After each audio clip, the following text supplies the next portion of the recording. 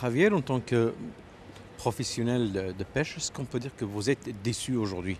Oui, et nous sommes très énervés parce qu'il y aura plus de 100 armateurs et plus de 800 marins pêcheurs avec une situation très critique et sans travail. Tous les bateaux doivent arrêter, ils sont déjà dans les ports et tous les travailleurs sont travaillent. Donc les conséquences pour les armateurs pêcheurs, c'est terrible. Et on croit que la responsable de cette décision, c'est finalement la commissaire Damanaki, qui n'a pas défendu l'accord au niveau du Parlement européen. Et c'est pour ça que les Verts et les mouvements contre l'accord, ils sont gagnés.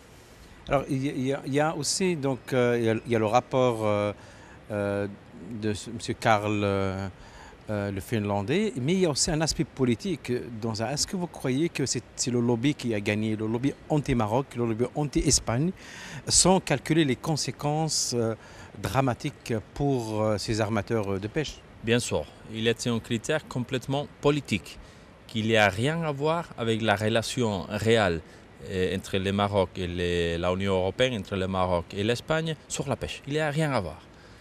Et comme j'ai dit quelquefois, aujourd'hui, demain et les jours après-demain, les eurodéputés qui sont votés contre, ils vont gagner beaucoup d'argent. Beaucoup d'argent ici, parce qu'ils continuent le travail. Mais ils ne sont pas pensés dans les conséquences, dans les familles espagnoles, de Pologne, de la Hollande et de 11 pays de l'Union européenne. Ça veut dire, quand vous dites qu'ils gagnent de l'argent, ça veut dire qu'il y a des pressions extérieures? Bien sûr, bien sûr. Il y a des pressions, surtout des partis des Verts et des écologistes, qui ne veulent pas l'accord de pêche par des questions politiques, purement politiques, le Sahara et tout ça. Ce qu'on dit, c'est que la discussion sur le Sahara doit être au niveau des Nations Unies. C'est une décision qui doit être là-bas, mais pas sur la relation de pêche. Il n'y a rien à voir, une chose que l'autre. Et le problème, c'est que la décision, il n'y aura pas une conséquence sur cette question politique, mais il y aura une conséquence très grave pour les armateurs européens. Qu'est-ce qu'il faudrait faire maintenant, à votre avis? Bon, pour nous avons demandé des questions très claires.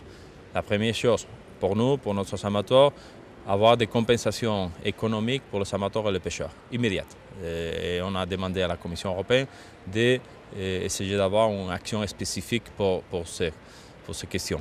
La deuxième chose, nous avons demandé au Conseil d'avoir un mandat clair pour une nouvelle négociation avec le Royaume du Maroc, bien sûr, si le Maroc il fait.